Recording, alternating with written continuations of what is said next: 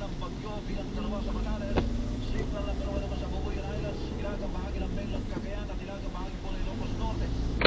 Lalabas ng teritoryo ng Pilipinas sa bagyo kanina mamayang gabi o bukas na ng umaga. Manatili po kayong nakasubaybay.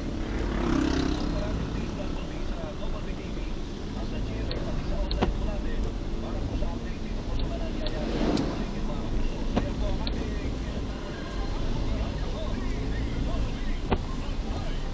meron po ba nagmamadali?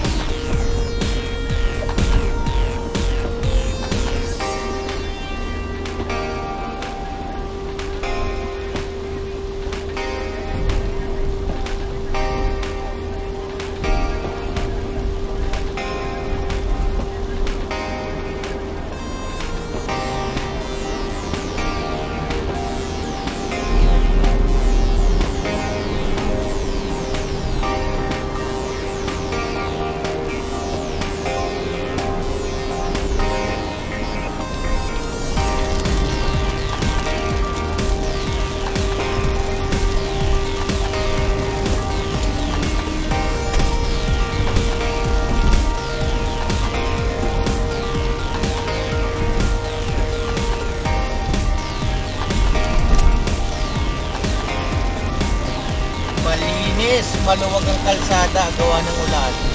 At walang mga truck, walang biyahe mga bus. Southbound maluwag, yung northbound medyo mailaw, madami-dami. Ito, tamo, parang solo lang tayo. Solo lang, oh. Grabe, luwag.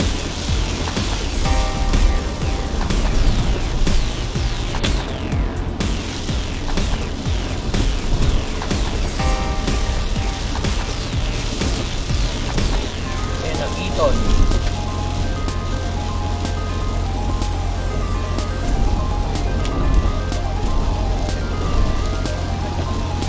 Baha na dun sa Maynila. Tumirik, baha, malalim. Dito, maulan. Pero maluwag ang kalsada. Yan o. Single lane na naman to.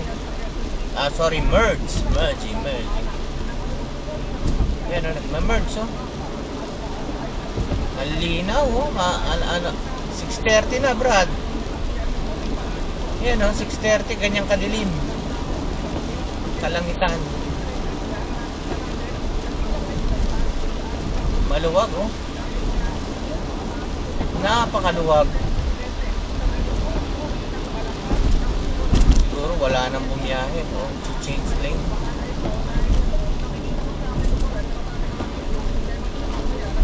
Kaya pwede mag-change lane.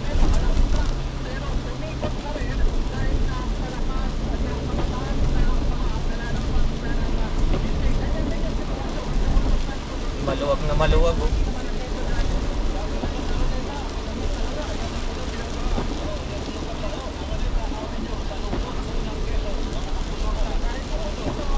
Tabuyaw.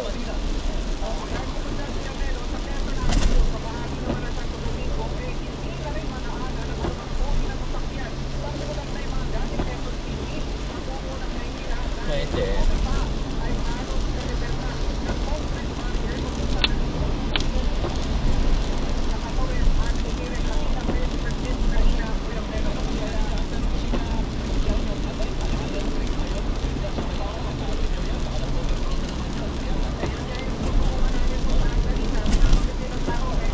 Libertad, bahain yun.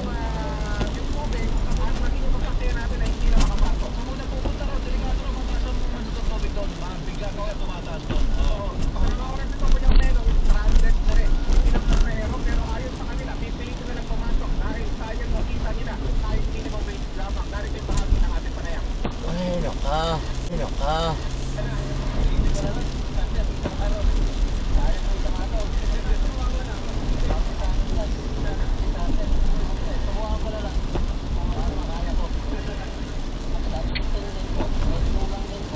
Lord, ang bahay, Lord.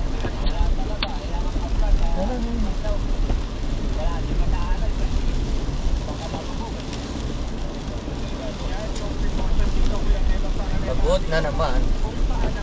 Isis.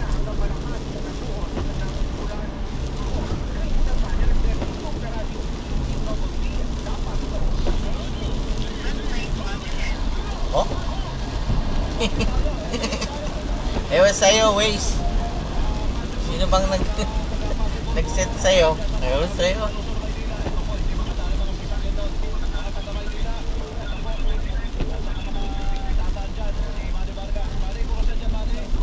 Dito tayo sa cash na walang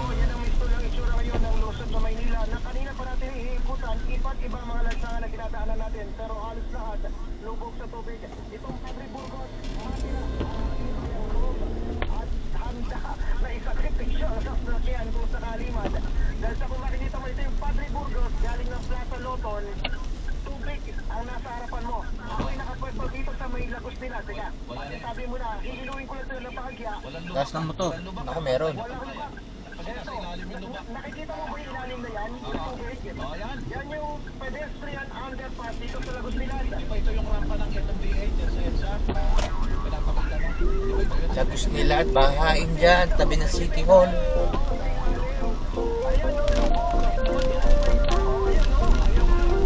Ganyan na hindi.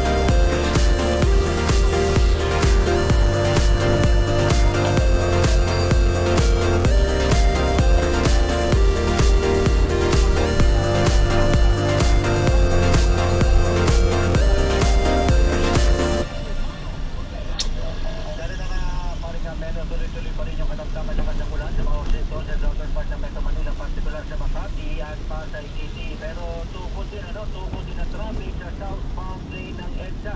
Kanto nag-aatas kami ng dahilan at ako'y bahana. Kanina pa na madaling araw, doon sa kasagsagan ng buhos ng malakas na ulan. Walang makadaan at hindi ang mga motorsiklo ay bumabalik para umakyat sa Tramo flyover papunta sa Andrews Avenue. Pero ito, paring Melo, pagdating mo ng Andrews Avenue, ay kakanan ka papunta ng domestic road. Doon sa tapat ng NAIA Terminal Court. Ako, bahagig, kaliwat kanan. Kaya talagang pahirapan. At yung mga kababayan natin papasok sa trabaho, nakalilis sa mga pantalon, at saka chinelas, pumapasok sa kanilang trabaho. At yung mga motorsiklo, hindi makadaan, inaakay yung kanilang mga motorsiklo. Yung mga kotse, huminto na lamang sa gilid-gilid para, tawag ito, para antayin humupay pa sa pag-aatayaw nilang ilusok yung kanilang mga sasakyan. Umikot ako, Terminal 4. Lumabas na ako sa Ross Boulevard, pinilikin ko yung EDSA. Tukod din itong Ross Boulevard, papakanan ng Tagtabi. Kanan. Ng EDSA, papunta ng Tagtabi. Tukod din sa mga oras na ito. At, yes, Melo. May balita ka ba sa mga flight natin ngayon? Pero Wala pa. Hindi ko pa nakukuha yung mga flight natin. Inuuna ko lang muna itong traffic natin sa mga oras. Traffic light. Pero papakitin ko sa'yo, itong northbound lane ng EDSA.